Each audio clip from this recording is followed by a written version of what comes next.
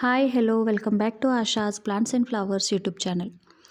ತುಂಬ ಜನರ ಕಮೆಂಟ್ಸ್ ಬರ್ತಾ ಇದೆ. ಏನು ಅಂತಂದರೆ ಸೀವೀಡ್ ಅಂದರೆ ಏನು, ಅದು ಎಲ್ಲಿ ಸಿಗುತ್ತೆ, ಹಾಗಂದರೆ ಏನು, ಅದರಲ್ಲಿ ಏನೇನಿರುತ್ತೆ, ಅದರಿಂದ ಗಿಡಗಳಿಗೆ ಏನೆಲ್ಲ ಪ್ರಯೋಜನ ಇದೆ, ಹೇಗೆ ಉಪಯೋಗ ಮಾಡಬೇಕು, ಎಷ್ಟು ಉಪಯೋಗ ಮಾಡಬೇಕು, ಪ್ರತಿ ವಿಡಿಯೋನಲ್ಲಿ ಆಲ್ಮೋಸ್ಟ್ ನಾನು ಇದ್ರ ಬಗ್ಗೆ ಹೇಳೇ ಇರ್ತೀನಿ. ಆದರೂ ಕೂಡ ನಿಮ್ಮ ಕಮೆಂಟ್ಸ್ ಬರ್ತಾ ಇದೆ. ಸೊ ಅದಕ್ಕೋಸ್ಕರ ಇವತ್ತಿನ ವಿಡಿಯೋನಲ್ಲಿ ನಾನು ನಿಮಗೆ free of cost seaweed liquid ಫರ್ಟಿಲೈಸರನ್ನು ಮನೆಯಲ್ಲೇ ತಯಾರಿಸ್ಬೋದು. ಅದು ಕೂಡ ಕಿಚನ್ನಲ್ಲಿ ಸಿಗುತ್ತೆ.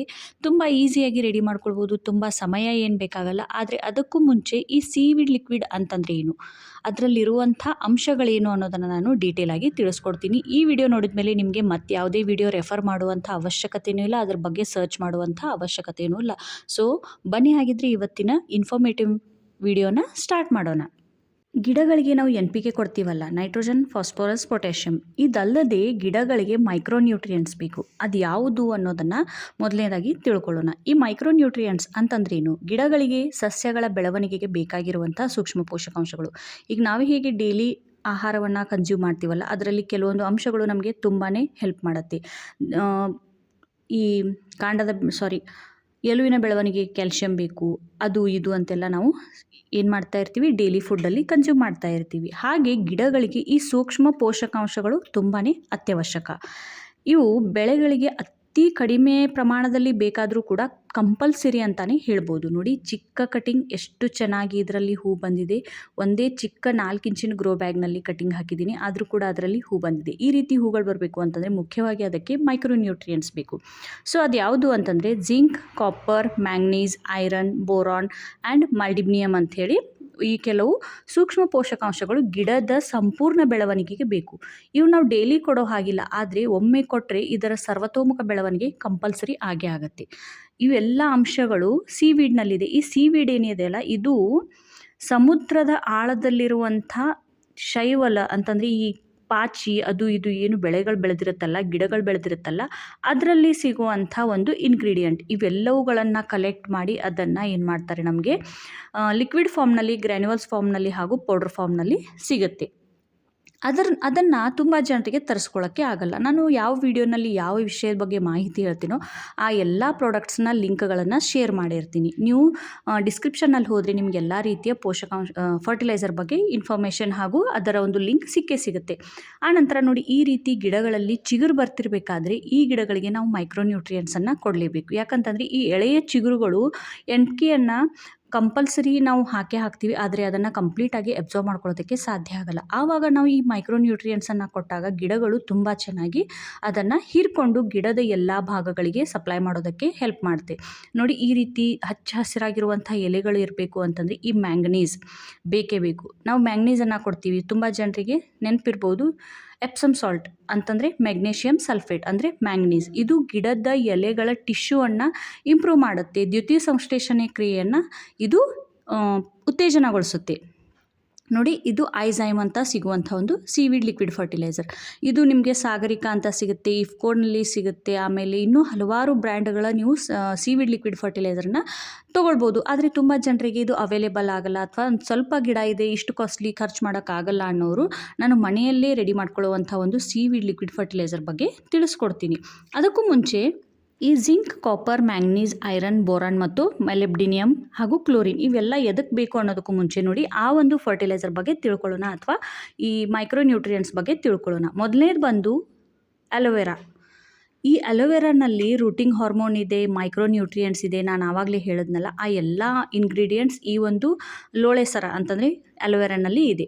ಇದು ಪ್ರತಿಯೊಬ್ಬ ಗಾರ್ಡ್ನರ್ ಹತ್ರ ಇದ್ದೇ ಇರುತ್ತೆ. ಈ ಅಲೋವೆರಾನಲ್ಲಿ ಆ ಎಲ್ಲ ಮೈಕ್ರೋನ್ಯೂಟ್ರಿಯೆಂಟ್ಸ್ ಇರೋದ್ರಿಂದ ನಾನು ಇದನ್ನು ಬಯೋ ಎಂಜೈಮ್ ಮಾಡೋದನ್ನು ತಿಳಿಸ್ಕೊಟ್ಟಿದ್ದೀನಿ, ರೂಟಿಂಗ್ ಹಾರ್ಮೋನ್ ಮಾಡೋದನ್ನು ತಿಳಿಸ್ಕೊಟ್ಟಿದ್ದೀನಿ. ಹಲವಾರು ರೀತಿಯ ಫರ್ಟಿಲೈಸರ್ಸ್ನಲ್ಲಿ ಇದನ್ನು ನಾವು ಆ್ಯಡ್ ಮಾಡಿ ಕೂಡ ಹಾಕೋದನ್ನು ತಿಳಿಸ್ಕೊಟ್ಟಿದ್ದೀನಿ. ಇವತ್ತು ನಾನು ಏನು ಮಾಡ್ತಾಯಿದ್ದೀನಿ, ಒಂದು 5ರಿಂದ 6 ಅಲೋವೆರಾ ಎಲೆಗಳನ್ನು ಚೆನ್ನಾಗಿ ಕ್ಲೀನ್ ಮಾಡಿ ಫೈನ್ ಪೇಸ್ಟನ್ನು ರೆಡಿ ಮಾಡ್ಕೊಂಡಿದ್ದೀನಿ. ಇದನ್ನು ನಾವು ಗಿಡಗಳಿಗೆ ಕೊಡೋದ್ರಿಂದ ಗಿಡಗಳಿಗೆ ನಾವು ಏನು ಸೀವೀಡ್ನಲ್ಲಿ ಕೊಡ್ತೀವಲ್ಲ, ಅದರಲ್ಲಿರುವಂಥ ಕೆಲವು ಅಂಶಗಳು ಖಂಡಿತ ಗಿಡಗಳಿಗೆ ಸಿಗುತ್ತೆ. ಇದರಲ್ಲೂ ಕೂಡ ಐರನ್ ಇದೆ, ಕ್ಯಾಲ್ಶಿಯಂ ಇದೆ, ಆಮೇಲೆ ಜಿಂಕ್ ಇದೆ, ಬೋರಾನ್ ಇದೆ. ಈ ರೀತಿ ಹಲವಾರು ನ್ಯೂಟ್ರಿಯೆಂಟ್ಸ್ ಇರೋದ್ರಿಂದ ಇದು ಗಿಡಗಳ ಸರ್ವತೋಮುಖ ಬೆಳವಣಿಗೆಗೆ ಅಂತಂದರೆ ಓವರ್ ಆಲ್ ಗ್ರೋತ್ಗೆ ಇದು ಹೆಲ್ಪ್ ಮಾಡುತ್ತೆ. ನೋಡಿ, ಇಲ್ಲಿ ನಾನು ಒಂದು 300 ml ಈ ಅಲೋವೆರಾ ಪಲ್ಪನ್ನು ಅಂತಂದರೆ ಜ್ಯೂಸನ್ನು ಮಾಡ್ಕೊಂಡಿದ್ದೀನಿ. ಇದನ್ನು 1 ಲೀಟರ್ ನೀರಿನಲ್ಲಿ ಏನು ಮಾಡ್ತಾ ಇದ್ದೀನಿ, ನಾನು ಮಿಕ್ಸ್ ಮಾಡ್ಕೊಳ್ತಾ ಇದ್ದೀನಿ. ಅದಕ್ಕೂ ಮುಂಚೆ ನಾನು ಒಂದು ಮೊನ್ನೆ ನೀರು ಹಾಕೋದಕ್ಕಿಂತ ಈ ರೀತಿ ಲಿಕ್ವಿಡ್ ಬೇಸಿಸ್ ಮೇಲೆ ನೀವು ಕಿಚನಲ್ಲಿ ಸಿಗುವಂಥ ವೇಸ್ಟನ್ನು ಯೂಸ್ ಮಾಡಿ ಅಂತ ಹೇಳಿದ್ನಲ್ಲ. ನೋಡಿ, ನಾನು ಮತ್ತೊಂದು ಬ್ಯಾಚ್ ರೆಡಿ ಮಾಡಿದ್ದೀನಿ. ಅಕ್ಕಿ ತೊಳೆದಿರುವಂಥ ನೀರು, ಆಲೂಗಡ್ಡೆ ತೊಳೆದಿರುವಂಥ ನೀರು, ವೇಸ್ಟ್ ದೇವರಿಗೆ ಮುಡಿಸಿ ಉಳಿದಿರುವಂಥ ಹೂಗಳು, ಇವೆಲ್ಲವುಗಳನ್ನು ನಾನು ಒಂದು ದಿನದ ಮಟ್ಟಿಗೆ ನೆನೆಸ್ತೀನಿ. ಆಮೇಲೆ ನೆಕ್ಸ್ಟ್ ಡೇ ಏನು ಮಾಡ್ತೀನಿ, ಗಿಡಗಳಿಗೆ ಇದನ್ನು ಫೀಡ್ ಮಾಡ್ತೀನಿ. ನೋಡಿ, ಈ ಅಲೋವೆರಾ ಜೆಲ್ನಲ್ಲಿ ಆ ಎಲ್ಲ ಅಂಶಗಳು ಇರೋದ್ರಿಂದ ನಾವು ಇದನ್ನು ಗಿಡಗಳಿಗೆ ಕೊಡೋದ್ರಿಂದ ಗಿಡಗಳು ತುಂಬ ಚೆನ್ನಾಗಿ ಹಚ್ಚ ಹಸಿರಾಗಿರುತ್ತೆ. ಇದರಲ್ಲಿ ಮ್ಯಾಗ್ನೀಷಿಯಂ ಸಲ್ಫೇಟ್ ಅಂತಂದರೆ ಮ್ಯಾಂಗನೀಸ್ ಇರೋದ್ರಿಂದ ಗಿಡದ ಎಲೆಗಳೇನಾಗುತ್ತೆ ಅಂತಂದರೆ ದ್ಯುತಿ ಸಂಶ್ಲೇಷಣೆ ಕ್ರಿಯೆಯನ್ನು ಚೆನ್ನಾಗಿ ನಡೆಸೋದಕ್ಕೆ ಇದು ಹೆಲ್ಪ್ ಮಾಡುತ್ತೆ. ಆಮೇಲೆ ಇದು ಬೇರುಗಳ ಬೆಳವಣಿಗೆಗೂ ಕೂಡ ತುಂಬಾ ಸಹಾಯ ಮಾಡುತ್ತೆ. ಕಾಂಡದ ಬೆಳವಣಿಗೆ, ಐರನ್, ನಾನು ಆವಾಗಲೇ ಹೇಳಿದ್ನಲ್ಲ, ಮೈಕ್ರೋ ನ್ಯೂಟ್ರಿಯೆಂಟ್ಸ್ನಲ್ಲಿ ಒಂದು ವಸ್ತು ಏನು ಅಂತಂದರೆ ಐರನ್. ಕಾಂಡದ ಬೆಳವಣಿಗೆ, ಬ್ರಾಂಚಸ್ನ ಬೆಳವಣಿಗೆ ಆಗಬೇಕು ಅಂತಂದರೆ ಅದಕ್ಕೆ ಕಬ್ಬಿನಾಂಶ ತುಂಬಾ ಮುಖ್ಯವಾದಂಥದ್ದು. ನೆಕ್ಸ್ಟ್ ಬಂದು ಜಿಂಕ್ ಅಂತ ಹೇಳಿದ್ನಲ್ಲ, ಇದು ಸಸ್ಯಗಳ ಬೆಳವಣಿಗೆಗೆ ತುಂಬಾ ಇಂಪಾರ್ಟೆಂಟ್. ನೀವು ಚಿಕ್ಕ ಚಿಕ್ಕ ಗಿಡಗಳನ್ನು ತಂದಿರ್ತೀರಾ, ಹಾಗೂ ಆ ಗಿಡದ ಬೆಳವಣಿಗೆ ಆಗ್ತಿರಲ್ಲ, ಆವಾಗ ಈ ಅಲೋವೆರಾ ಜೆಲ್ಲನ್ನು ನಾವು ಕೊಟ್ಟಾಗ ಆ ಗಿಡದ ಏನಾಗುತ್ತೆ ಅಂತಂದರೆ ಬೆಳವಣಿಗೆ ಚೆನ್ನಾಗಾಗುತ್ತೆ. ನೆಕ್ಸ್ಟ್ ಬರುವಂಥದ್ದು ಕಾಪರ್. ಇದು ಕಿಣ್ವಗಳ ಬೆಳವಣಿಗೆಗೆ ತುಂಬಾ ಆಗುತ್ತೆ. ಕಿಣ್ವ ಅಂತಂದರೆ ಏನು? ಇದೊಂದು ಪ್ರೋಟೀನ್ ಇದ್ದಂಗೆ. ಇದೇನು ಮಾಡುತ್ತೆ ಅಂತಂದರೆ ಗಿಡದ ಲಿವಿಂಗ್ ಆರ್ಗ್ಯಾನಿಸಮ್ ಅಂತಂದರೆ ಅದರ ಒಂದು ಜೀವಂತವಾಗಿರೋದನ್ನು ಹೆಚ್ಚು ಮಾಡುತ್ತೆ. ಅಂತಂದರೆ ಅದರ ಒಂದು ನಾವು ಹಾಕುವಂಥ ಫರ್ಟಿಲೈಸರ್ ಚೆನ್ನಾಗಿ ಡೈಜೆಸ್ಟ್ ಆಗಬೇಕು, ಗಿಡಗಳು ಅದನ್ನು ಚೆನ್ನಾಗಿ ಅಬ್ಸಾರ್ಬ್ ಮಾಡ್ಕೊಳ್ಬೇಕು ಅಂತಂದರೆ ಈ ಒಂದು ಕಿಣ್ವ ಬೇಕೇ ಬೇಕು. ನೆಕ್ಸ್ಟ್ ಬರುವಂಥದ್ದು ಮ್ಯಾಂಗನೀಸ್ ಅಂತಂದರೆ ಎಪ್ಸಮ್ ಸಾಲ್ಟ್ ಅಥವಾ MgSO4 ಅಂತ ಕರಿತೀವಲ್ಲ ಅದು. ಇದೇನು ಮಾಡುತ್ತೆ ಅಂತಂದರೆ ಗಿಡದ ಫೋಟೋಸಿಂಥಸಿಸ್ ಕ್ರಿಯೆ ಚೆನ್ನಾಗಿ ಮಾಡುತ್ತೆ, ಹಾಗೂ ನೈಟ್ರೋಜನ್ ಮೆಟಬಾಲಿಸಮನ್ನು ಹೆಚ್ಚು ಮಾಡುತ್ತೆ. ಇದರಿಂದ ಗಿಡಗಳು ಹಚ್ಚ ಹಸಿರಾಗಿರೋದಕ್ಕೆ ಇದು ಸಹಾಯ ಮಾಡುತ್ತೆ. ಆನಂತರ ಬರುವಂಥದ್ದು ಕಾಪರ್. ಇದು ಕೂಡ ಏನು ಮಾಡುತ್ತೆ ಅಂತಂದರೆ ಗಿಡದಲ್ಲಿ ವಿಟಮಿನ್ ಎಯ ಬೆಳವಣಿಗೆಯನ್ನು ಹೆಚ್ಚು ಮಾಡುತ್ತೆ. ಇದರಿಂದ ಗಿಡಗಳು ಚೆನ್ನಾಗಿ ಬೆಳೆಯೋದಕ್ಕೂ ಕೂಡ ಇದು ಹೆಲ್ಪ್ ಮಾಡುತ್ತೆ. ನೆಕ್ಸ್ಟ್ ಬರುವಂಥದ್ದು ಬೀಟ್ರೂಟ್. ಇದರಲ್ಲೂ ಕೂಡ ಹಲವಾರು ರೀತಿಯ ಮೈಕ್ರೋ ನ್ಯೂಟ್ರಿಯೆಂಟ್ಸ್ ಅವೈಲೇಬಲ್ ಇರೋದ್ರಿಂದ ಇದನ್ನು ಕೂಡ ನೀವೇನು ಮಾಡ್ಬೋದು, ಒಂದು ಮೀಡಿಯಮ್ ಸೈಜ್ನ ಬೀಟ್ರೂಟನ್ನು ತೊಗೊಂಡು ಮಿಕ್ಸಿಯಲ್ಲಿ ಚೆನ್ನಾಗಿ ಅದನ್ನು ಸ್ವಲ್ಪ ಚಿಕ್ಕದಾಗಿ ಕಟ್ ಮಾಡ್ಕೊಂಡ್ಬಿಟ್ಟು ರುಬ್ಬಿ ಈ ರೀತಿ ಕೇವಲ ನೀರನ್ನು ಮಾತ್ರ, ಜ್ಯೂಸನ್ನು ಮಾತ್ರ ಜರಡಿ ಹಿಡ್ಕೊಂಡ್ಬಿಟ್ಟು ಗಿಡಗಳಿಗೆ ಕೊಡೋದ್ರಿಂದ ಇದು ಕೂಡ ಸೀವೀಡ್ ಲಿಕ್ವಿಡ್ ಫರ್ಟಿಲೈಸರ್ ಥರನೇ ಕೆಲಸ ಮಾಡುತ್ತೆ.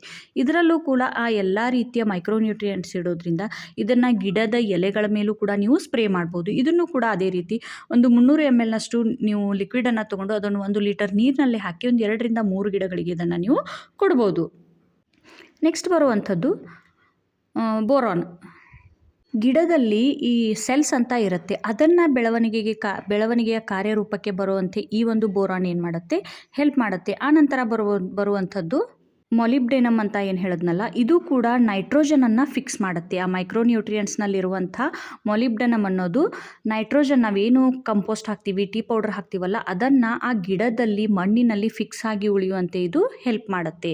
ನೆಕ್ಸ್ಟ್ ಬಂದು 3ನೇ ಇಂಗ್ರೀಡಿಯೆಂಟ್ಸ್ ಈರುಳ್ಳಿ ಸಿಪ್ಪೆ. ಇದರಲ್ಲೂ ಕೂಡ ಹಲವಾರು ರೀತಿಯ ಮೈಕ್ರೋ ನ್ಯೂಟ್ರಿಯೆಂಟ್ಸ್ ಇದೆ. ಐರನ್ ಇದೆ, ಮೆಗ್ನೀಷಿಯಮ್ ಇದೆ, ಕ್ಯಾಲ್ಶಿಯಮ್ ಇದೆ, ಆಮೇಲೆ ಜಿಂಕ್ ಇದೆ. ಈ ಈರುಳ್ಳಿ ಸಿಪ್ಪೆಯನ್ನು ನೀವು ಕಂಟಿನ್ಯೂಸ್ ಆಗಿ ನಿಮ್ಮ ಗಿಡಗಳ ಮೇಲೆ ಬಳಸೋದ್ರಿಂದ ನೀವೇ ವ್ಯತ್ಯಾಸವನ್ನು ಕಾಣ್ಬೋದು, ಗಿಡದಲ್ಲಿ ಎಷ್ಟು ಚೆನ್ನಾಗಿ ಗ್ರೋತ್ ಆಗ್ತಾ ಇದೆ ಅಂತ. ನಾನು ಕಂಟಿನ್ಯೂಸ್ ಆಗಿ ಎಲ್ಲ ರೀತಿಯ ಇಂಗ್ರೀಡಿಯೆಂಟ್ಸನ್ನು ಬಳಸೋದ್ರಿಂದ ನನ್ನ ಗಿಡದಲ್ಲಿ ತುಂಬ ಚೆನ್ನಾಗಿ ಇದರ ರಿಸಲ್ಟ್ಸ್ ಕೂಡ ಕಂಡು ಬರ್ತಾ ಇದೆ. ಆನಂತರ ಬರುವಂಥದ್ದು ಕ್ಲೋರಿನ್. ಇದೇನು ಮಾಡುತ್ತೆ ಅಂತಂದರೆ ಗಿಡದಲ್ಲಿ ಫೋಟೋಸಿಂಥೆಸಿಸ್ ಕ್ರಿಯೆಯನ್ನು ಮೇಂಟೈನ್ ಮಾಡಿ ಗಿಡಗಳು ಚೆನ್ನಾಗಿ ಬೆಳೆಯೋದಕ್ಕೆ ಹೆಲ್ಪ್ ಮಾಡುತ್ತೆ. ಇವೆಲ್ಲ ಗಿಡಗಳು ಏನು ಮಾಡುತ್ತೆ ಅಂತಂದರೆ, ಆನಂತರ ಲಾಸ್ಟಿಗೆ ಬರುವಂಥದ್ದು ನಿಕ್ಕಲ್. ಇವಾಗ ಗಿಡಗಳಲ್ಲಿ ಯೂರಿಯಾ ಎಲ್ಲ ಬಳಸ್ತಾರಲ್ಲ, ಅದರ ಬದಲಾಗಿ ನಾವು ಈ ರೀತಿಯ ನ್ಯಾಚುರಲ್ ಇಂಗ್ರೀಡಿಯೆಂಟ್ಸನ್ನು ಬಳಸೋದ್ರಿಂದ ಈ ಯೂರಿಯಾ ಏನು ಕೆಲಸ ಮಾಡಿಸ್ತಲ್ಲ ಅದೇ ಕೆಲಸಗಳನ್ನು ಈ ಎಲ್ಲ ಇಂಗ್ರೀಡಿಯೆಂಟ್ಸ್ ನಮ್ಮ ಕಿಚನ್ನಲ್ಲಿ ಹಾಗೂ ನಮ್ಮ ಗಾರ್ಡನ್ನಲ್ಲಿ ಸಿಗುವಂಥ ವಸ್ತುಗಳು ಕೆಲಸ ಮಾಡುತ್ತೆ. ನೋಡಿ, ನಾನು ಈ 3 ಇಂಗ್ರೀಡಿಯೆಂಟ್ಸನ್ನು ಅಂದರೆ ಅಲೋವೆರಾ ಜೆಲ್, ಈರುಳ್ಳಿ ಸಿಪ್ಪೆ ಲಿಕ್ವಿಡ್ ಹಾಗೂ ಬೀಟ್ರೂಟ್ ಸಿಪ್ಪೆಯನ್ನು ಮಿಕ್ಸ್ ಮಾಡಿದ ನಂತರ ನೀವು ಸ್ವಲ್ಪ ಗಮನ ಕೊಟ್ಟು ನೋಡಿದಾಗ ಇದು ಕೂಡ ನ್ಯಾಚುರಲ್ ಸೀವೀಡ್ ಲಿಕ್ವಿಡ್ ಫರ್ಟಿಲೈಸರ್ ಥರನೇ ಕಾಣಿಸ್ತಾ ಇದೆ. ನಿಮಗೆ 150, 200, 300 ಖರ್ಚು ಮಾಡುವಂಥ ಅವಶ್ಯಕತೆಯೇ ಇಲ್ಲ. ಈ ರೀತಿಯ ಸಿಂಪಲ್ ಇಂಗ್ರೀಡಿಯೆಂಟ್ಸಿಂದ ನೀವು ಗಿಡಗಳಿಗೆ ನಾವು ಮನೆಯಲ್ಲೇ ಸಿಗುವಂಥ ಇಂಗ್ರೀಡಿಯೆಂಟ್ಸಿಂದ ಸೀವೀಡ್ ಲಿಕ್ವಿಡ್ ಫರ್ಟಿಲೈಸರನ್ನು ಮಾಡಿಕೊಡೋದ್ರಿಂದ ಗಿಡದ ಓವರ್ ಆಲ್ ಗ್ರೋತ್ ಚೆನ್ನಾಗಾಗೋದಲ್ಲದೆ ಗಿಡಗಳು ಆರೋಗ್ಯಕರವಾಗಿ ಬೆಳೆಯುತ್ತೆ. ಸೀವೀಡ್ ಕೆಟ್ಟದ್ದಂತ ಹೇಳ್ತಾ ಇಲ್ಲ, ಆದರೆ ತುಂಬ ಜನರಿಗೆ ಸಿಗಲ್ಲ, ಅವೈಲೇಬಲ್ ಆಗಲ್ಲ, ಅಂಥವರು ಇದನ್ನು ಯೂಸ್ ಮಾಡ್ಕೊಳ್ಬೋದು. ಆದರೆ ಸಾಧ್ಯವಾದಷ್ಟು ಸಿಕ್ಕರೆ ಖಂಡಿತ ಅದನ್ನು ತರಿಸ್ಕೊಂಡು ಬಳಸ್ಕೊಳ್ಳಿ. ನಿಮ್ಮ ಗಿಡದಲ್ಲಿ ಸ್ಪ್ರೇ ಮಾಡೋದ್ರಿಂದ ಗಿಡಗಳು ತುಂಬ ಚೆನ್ನಾಗಿ ಹೆಲ್ದಿಯಾಗಿ ಬರುತ್ತೆ. ಗಿಡದ ಸಂಪೂರ್ಣ ಬೆಳವಣಿಗೆ ಆಗೋದಲ್ಲದೆ ಬೇರುಗಳು ಕೂಡ ಚೆನ್ನಾಗಿ ಬೆಳೆದು ನಾವು ಹಾಕುವಂಥ ಫರ್ಟಿಲೈಸರನ್ನು ಆ ಬೇರುಗಳು ಮೇಲ್ಗಡೆವರೆಗೂ ತಲುಪಿಸೋದಕ್ಕೆ, ಮೊಗ್ಗುಗಳು ಚೆನ್ನಾಗಿ ಅರಳೋದಕ್ಕೆ, ಮೊಗ್ಗುಗಳು ಹೆಲ್ದಿಯಾಗಿ ಬರೋದಕ್ಕೆ ಕೆಲವೊಮ್ಮೆ ಏನಾಗುತ್ತೆ ಅಂತಂದರೆ ಮೊಗ್ಗುಗಳು ಮೈಕ್ರೋನ್ಯೂಟ್ರಿಯೆಂಟ್ಸ್ ಕೊರತೆಯಿಂದ ಕೂಡ ಉದುರೋಗೋ ಸಾಧ್ಯತೆ ಇರುತ್ತೆ.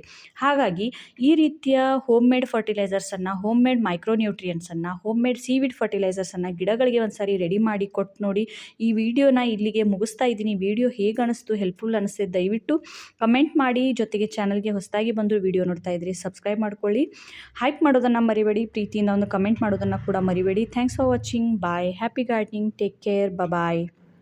ಜೊತೆಗೆ ಈ ಒಂದು ಲಿಕ್ವಿಡನ್ನು ಸಾಧ್ಯವಾದಷ್ಟು ಸ್ವಲ್ಪ ಒಣಗಿರುವಂಥ ಮಣ್ಣಿನಲ್ಲಿ ಕೊಡಿ. ಇದರಿಂದ ಒಳ್ಳೆಯ ರಿಸಲ್ಟ್ ನಿಮಗೆ ಸಿಗುತ್ತೆ.